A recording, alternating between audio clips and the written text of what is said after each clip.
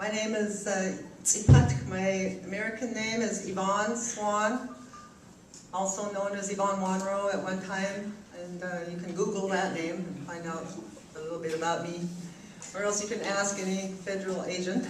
I'm very glad to be here. I thank each and every one of you for this day, for putting this on, for all the volunteer work.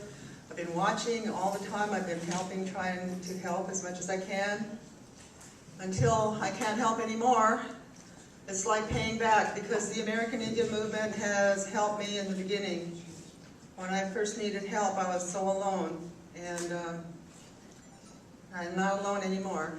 But this panel today is going to be from the woman heart and spirit. We're going to address issues each in our own way.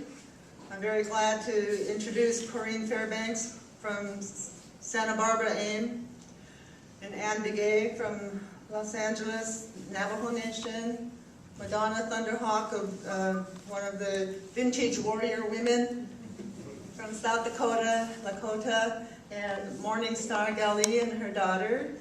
She's raising her daughter in the movement. She's going to be our technician in the future. Starting today, I was watching her. Being a woman and going through what I went through in my 60-some years, I have experienced personally some abuse, and we were discussing this in a few moments that we had together. We're survivors of abuse as women, as is Mother Earth, and as is Grandmother Moon. So we identify with all the creation, the female part of creation. This movement is very, very important. My role as a woman in this world is very important. And my role in this movement is important. I take it very, very seriously. I feel responsible for my actions. I try very, very hard to do what's right, because I know that I'm being an example for this young girl and for these young men. If I do something wrong, I have to answer my ancestors. And I want to go to them with a clean heart. I don't want them to ask me, when you saw this girl suffering over here, people were picking on her and beating her up and calling her names, why didn't you go help? I want to be able to, I don't want to have to be confronted like that. I want to have a clean heart and say that I picked her up, I helped her, I gave her a home, gave her some food. I brought her to the doctor. I brought her to a counselor. I brought her to a ceremony. So I wanted to, before I pass the mic, I wanted to explain what my thoughts. I give a lot of talks, and I wanted to explain the history as I know it, which is very limited in my short life on Earth. In the beginning, the Creator gave us a design of life and gave us our teachers through the animals, showed us how to live on Earth and help each other, take care of each other. We're caretakers. We're up against the destroyers. This mentality, we're up against all that.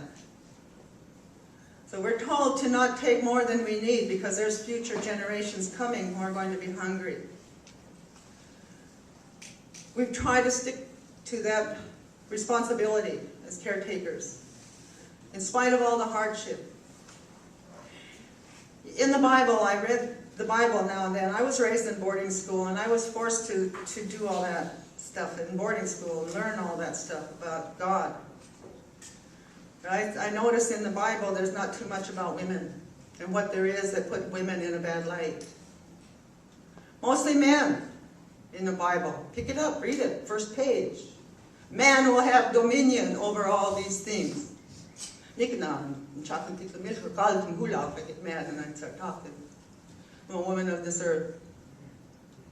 And I care about Mother Earth. And nobody's going to have dominion over me or my children or my Mother Earth. And I told many, many men in the clergy this, what I feel. When I was fighting to save Mount Tolman, one of our sacred mothers, from mining. I said on page 1, that's what it says. No wonder women are having a hard time. No wonder Mount Tolman is suffering in Mother Earth.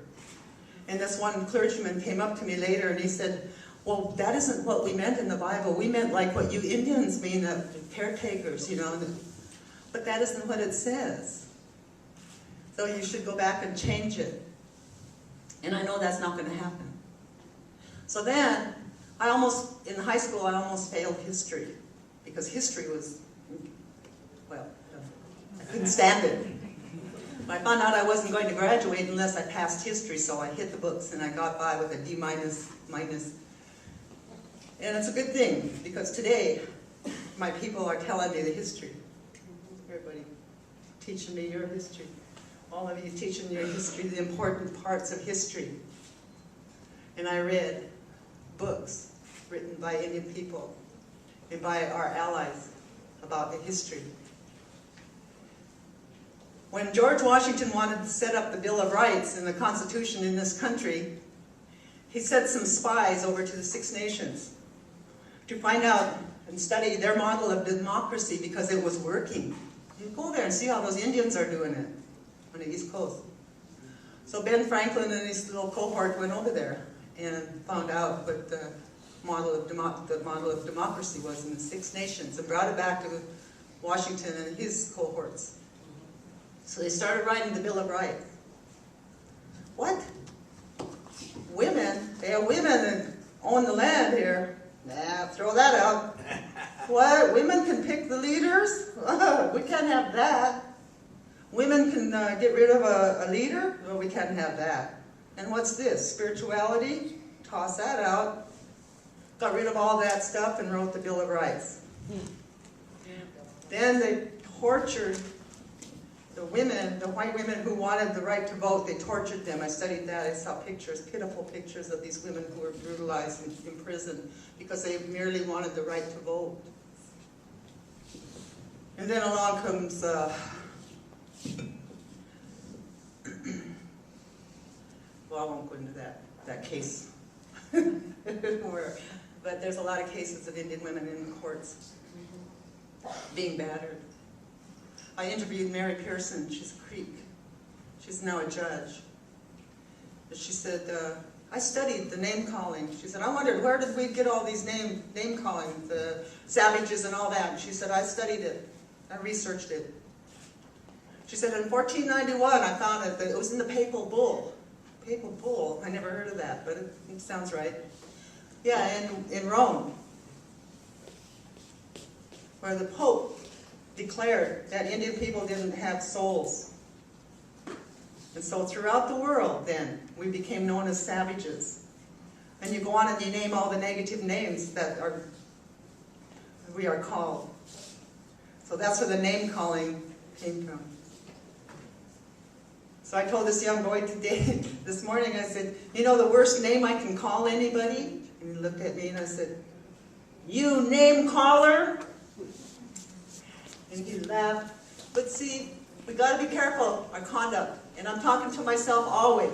You watch your conduct. You watch out what you say, because you represent your people. I represent my people. I'm very careful. I don't want to call people names. When my little grandson was calling a name or lying to me, I said, hey, the British stole my land, and they said that it's theirs. They stole and they lied, and I don't want you to tell any lies. And I don't want you to be stealing, or I'll call you British Columbia. And so it worked. So it's a lesson for me too. Be on your toes. Watch your conduct. Treat your sisters with respect and love and stand by them. My brothers did that to me. I had brothers. They had my back all the time. My dad did. My dad wouldn't let anybody say any foul language in front of me. So let's be that way. With what I learned from the movement over the years was that the struggle is intergenerational. The struggle goes on all levels, whatever the struggle is, land, water, our people, the children. So, the work continues, the struggle continues. So, I'm busy back in South Dakota, and since the 60s, that's what I've been doing, because that's what I learned from the movement. Not to just sit back and complain and whine around, you know. You get in there and you struggle. Our ancestors did, that's why we're here. So I come to these to learn and to listen to other people's point of view, because back in South Dakota, sometimes for progressive, for lack of a better term, progressive thinkers and stuff, you know, there's few and far between. We're under that tribal government mentality, that welfare mentality, handout mentality. It's all there. So to come out here and to hear my sisters talk, it's good medicine for me. And